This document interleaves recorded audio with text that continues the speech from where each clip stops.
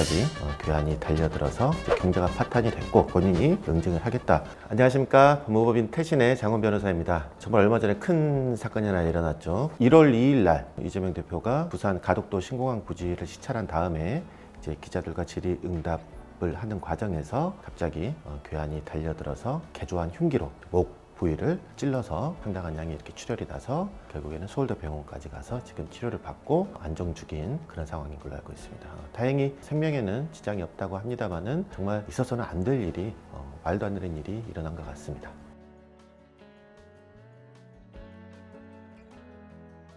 어제 이렇게 보도된 내용에 따르면은 이미 가해자는 계획적으로 접근을 했고 그 전에도 이제 이재명 대표 일정을 여러 차례 이렇게 따라다니는 바 있고 원래는 그 국민의힘의 전신인 새누리당에 가입해서 당적을 유지하다가 이재명 대표의 일정을 확인하기 위해서 더불어민주당에 이렇게 가입을 했었다라는 내용도 있고요.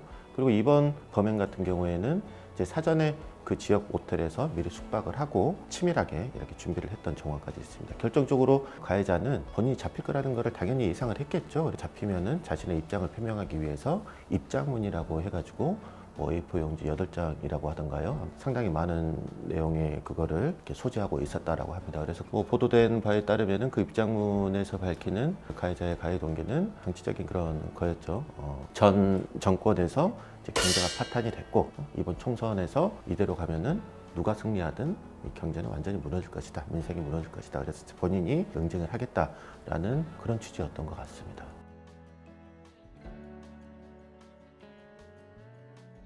근데 과거에도 정치인에 대한 테러는 많이 있었죠. 많이들 아실 겁니다. 박정희 전 대통령에 대해서 이렇게 총으로 암살을 시도를 했는데 박정희 대통령이 아니라 옆에 계셨던 그 유경수 전 그 영부인께서 맞아서 이렇게 사망하신 사건 다 기억하실 거예요. 그리고 최근에는 박근혜 전 대통령 2006년도에 괴한이 또 커터칼로 얼굴을 이렇게 공격한 그런 사건들이 있습니다. 그 전에도 김영삼 전 대통령 그리고 김대중 전 대통령께서도 마찬가지로 여러 차례 이렇게 테러를 당하신 바 있습니다.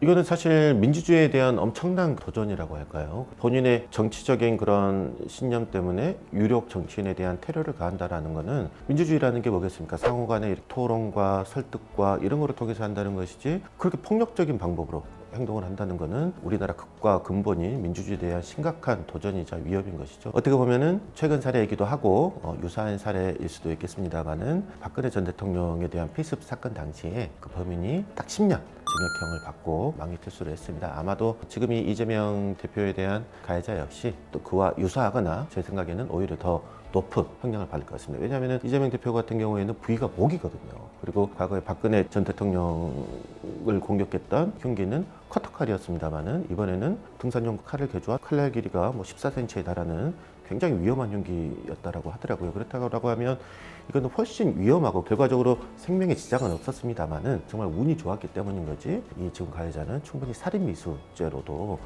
의유를 할 수 있어서 저는 10년보다 훨씬 더 중한형을 받을 것이라고 예상을 합니다.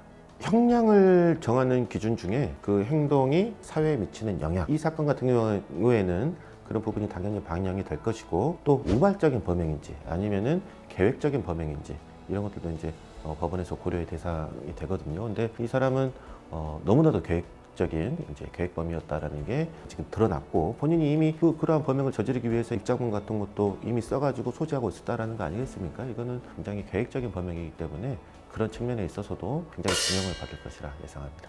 이재명 대표님 서울대병원에서 입원 치료 중이시는 걸로 알고 있는데 부디 건강하게 쾌유하시기를 기도하겠습니다.